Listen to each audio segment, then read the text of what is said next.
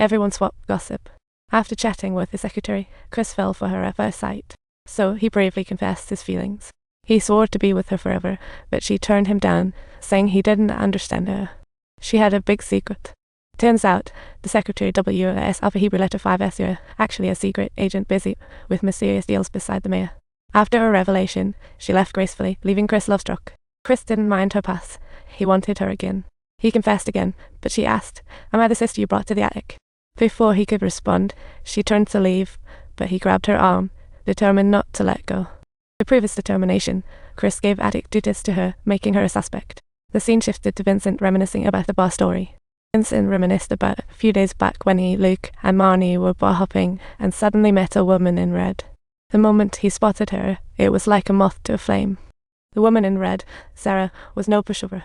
After a few drinks, she took Vincent and the others to a fancy hotel for an intense chat, shocking Luke. Marnie, on the other hand, decided to entertain another lady, leaving Luke feeling like the last kid picked for dodgeball just watching from the sidelines. Plot twist. Before long, Sarah actually fell for Vincent and wanted to keep this love train rolling. For Vincent, Sarah was just one wild experience. Soon, he told her the game was over. That also meant Vincent was in the attic. When the doorbell rang, Chris was stunned. Chris hastily answered, only to find a real estate agent claiming the attic was for sale. What a buzzkill. They planned to view it. This shocking news left everyone frozen. As tenants, they knew nothing about its price. The agent revealed Sarah was selling the attic. Everyone knew the truth, forcing Vincent to confess. He had known the victim was Sarah all along, but somehow Marnie and Luke didn't recognize her. Why, turns out, Marnie was drunk that night and forgot everything, while Luke never saw the body. It wasn't until Vincent mentioned it that they snapped back to reality, suddenly grasping the whole crazy scenario. Vincent truly had no idea, but after hearing him out, Chris angrily chucked a cup across the room like a cartoon bird, while Philip was about to unleash his inner Hulk on Vincent.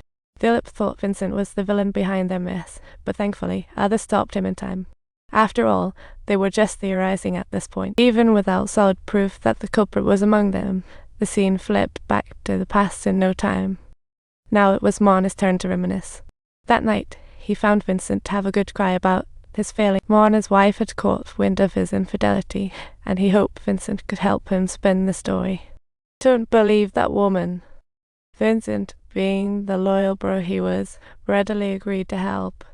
But what unfolded next was beyond everyone's wildest dreams, and let me tell you, jaws were about to drop.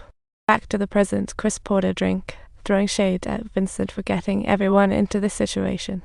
Vincent felt pretty guilty, saying they didn't know who the killer was yet, but they needed a plan to deal with the body. Philip, with a raised eyebrow, questioned, "So, where's the key for these handcuffs? Should we just chop Sarah?" Then it hit Vincent and Chris. A few days ago, they caught Philip with an X-rated situation. Meanwhile, powdered snacks were scattered on the table. Chris immediately pieced it all together. Clearly, Philip was in over his head again. To prevent a total mess, he and Vincent had to cough up all their cash. The other party reluctantly agreed not to call the police, fleeing in a panic.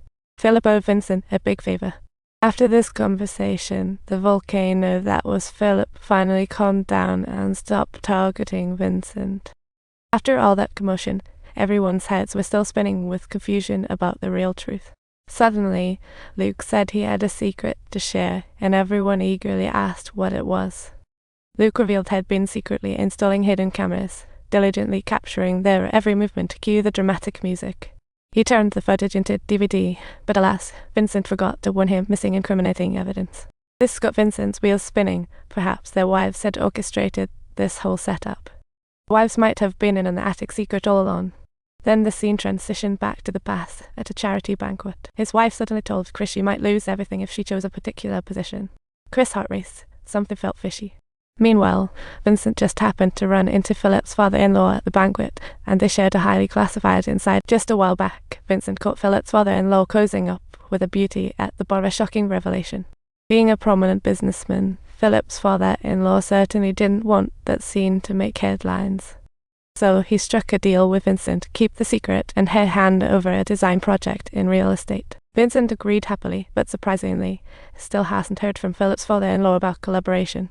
So he casually mentioned that day in front of the father-in-law's wife, almost teasingly implying he expected him to stick to their deal. Then, back to Chris, who received a text from his secretary asking him to meet her in the restroom. However, when Chris arrived, he found the mayor waiting. Though the mayor knew their little secret, he wasn't there for that.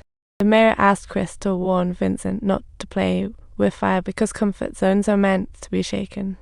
Chris, however, knew nothing, openly urging the mayor to avoid his secretary nothing more than a transaction. However, when Chris arrived, he found the mayor waiting. Though the mayor knew their little secret, he wasn't there for that. The mayor asked Chris to warn Vincent not to play with fire. Remember to subscribe for more wild stories.